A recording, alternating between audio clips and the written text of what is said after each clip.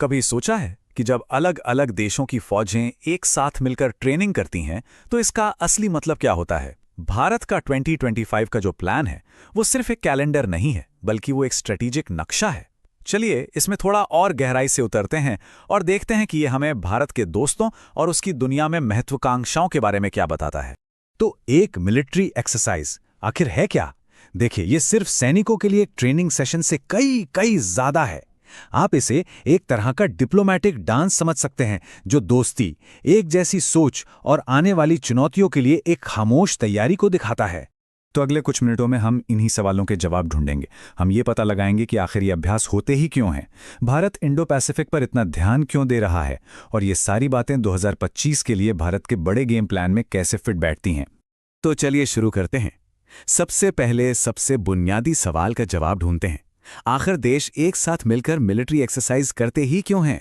इसको ना ऐसे समझिए, जैसे कोई all star basketball team world championship से ठीक पहले एक साथ प्रैक्टिस कर रही हो। वे एक दूसरे के मूव सीखते हैं, अपनी स्ट्रैटेजी को एक दूसरे के साथ मिलाते हैं और एक मजबूत टीम की तरह काम करना सीखते हैं। मिलिट्री एक्सरसाइज का भी बिल्कुल यही मकसद होता है, अलग अलग सेनाओं को एक साथ लाना, ताकि जब जरूरत पड़े तो वे एक टीम की तरह काम कर सकें। तो इन अभ्यासों के कई लक्ष्य होते हैं। ये सिर्फ मिलिट्री तैयारी के बारे में नहीं है, बिल्कुल नहीं। ये डिप्लोमैटिक रिश्ते बनाने, लेटेस्ट टेक्नोलॉजी शेयर करने और दुनिया को एक साफ संदेश भेजने के बारे में भी हैं कि देखो, हम इसमें एक साथ हैं। ठीक है, तो अब जब हम बेसिक समझ गए हैं तो चलिए सीधे 2025 के कैलेंडर में गोता लगाते हैं। और पहली चीज जो सामने आती है वो है समंदर पर जबरदस्त फोकस। पहली नजर में ये पूरी लिस्ट शायद थोड़ी भारी लगे, लेकिन इसके अंदर एक बहुत साफ पैटर्न छिपा हुआ है, और इसकी शुरुआत होती है समंदर से। यहाँ जो हम देख रहे हैं वो असल में इंडो पैसिफिक में भारत के सबसे जरूरी सहयोगियों की एक लिस्ट है, क्वाड देशों से लेकर फ्रांस और यूके तक। ये अभ्यास साफ दिखाते हैं कि भारत इस बेहद जरूरी इलाके में अपने रिश्ते मजबूत कर रहा है, जहां से दुनिया का ज्यादातर समुद्री व्यापार होता है और जहां जियोपॉलिटिकल टेंशन भी बढ़ रही है। तो ये सिर्फ नौसेना के अभ्यास नहीं है, ये एक बहुत ही साफ संदेश भेज रहा है कि भारत इस इलाके में एक बड़ा खिलाड़ी है और वो अपने सहयोगियों के साथ मिलकर ये सुनिश्चित करने के लिए तैयार है कि समुद्री रास्ते खुले और सुरक्षित रहें। समंदर से अब जमीन की तरफ बढ़ते हैं। भारत के लिए जितने जरूरी समुद्री रास्ते हैं, उतनी ही महत्वपूर्ण उसकी जमीनी सीमाएं और पड़ोसी देशों के साथ रिश्ते हैं। और जैसे ही हम जमीन पर आते हैं, हमें एक अलग ही फोकस दिखाई देता है। यहाँ भारत सेंट्रल एशिया और अपने बिल्कुल करीबी पड़ोस में स्थिरता बनाने पर ध्यान दे रहा है। ये बिल्कुल पड़ोसी पहले नीति को एक्शन में देखने जैसा है। तो यहाँ भारत की दो तरफा रणनीति एकदम साफ नजर आती है।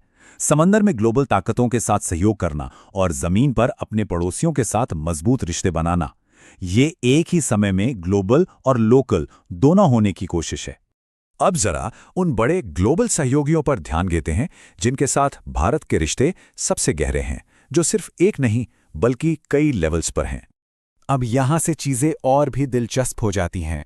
अमेरिका, यूके और फ्रांस के साथ हम सिर्फ एक सेना की बात नहीं कर रहे हैं, हम बात कर रहे हैं ट्राई सर्विस सहयोग की, यानी थल सेना, नौसेना और वायुसेना तीनों।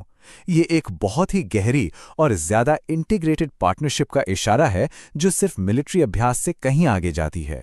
और यही इस सब का निचोड़ है। जैसा कि इस कोट में कहा गया है, ये रणनीतिक कन्वर्जेंस के बयान है। ये कहने का एक तरीका है कि हमारी दुनिया को देखने का नजरिया एक जैसा है और हमें एक साथ काम करने के लिए पूरी तरह तैयार हैं।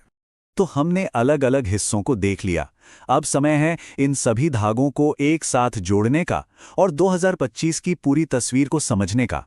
तो बड़ी तस्वीर क्या है? 2025 के लिए भारत ने कुल 30 बड़े जॉइंट मिलिट्री अभ्यास की योजना बनाई है। ये नंबर अपने आप में एक बहुत बड़ा बयान है, जो भारत की बढ़ती ग्लोबल महत्वाकांक्षाओं और अपनी मिलिट्री डिप्लोमेसी में इन्वेस्ट करने की इच्छा को दिखाता है। और ये ब्रेकडाउन हमें बताता है कि फोकस कहाँ है। थल सेना और नौसेना का दबदबा है, जो जमीनी सीमाओं और समुद्री सुरक्षा पर भारत की डबल प्रायोरिटी को साफ दिखाता है। वायुसेना की कम संख्या शायद ये इशारा करती है कि उनके अभ्यास ज्यादा स्पेसिफिक होते हैं या फिर बड़े अभ्यासों का ही हिस्सा होते हैं, लेकिन ये निश्चित रूप से भविष्य में देखने लायक एक ट्रेंड है। तो इस सब से क्या सीख मिलती है? 4 मुख्य बातें हैं। पहली, इंडो पैसिफिक सबसे ज्यादा जरूरी है। दूसरी, भारत ग्लोबल और रीजनल दोनों लेवल पर खेल रहा है। तीसरी, ये सब एक साथ बेहतर तरीके से काम करने के बारे में है। और चौथी, ये अभ्यास सिर्फ दिखावे के लिए नहीं है, ये भारत की विदेश नीति का एक अहम हिस्सा है। तो अंत में 2025 का ये कैलेंडर सिर्फ तारीखों की एक लिस्ट से कहीं ज्यादा है। यह दोस्ती बनाने, अपनी ताकत दिखाने और एक अनिश्चित भविष्य के लिए तैयारी करने की एक बहुत ही जटिल और सोची समझी रणनीति है। और ये हमें एक आखिरी सवाल पर लाकर छोड़ देता है। एक ऐसी दुनिया में जो लगातार और ज्यादा जटिल होती जा रही है, क्या ये मिलिट्री अभ्यास ही डिप्लोमेसी यानी कूटनीति की नई भाषा बन रहे हैं? ये एक ऐसा सवाल है जो आने वाले सालों में दुनिया के मंच को आकार देगा।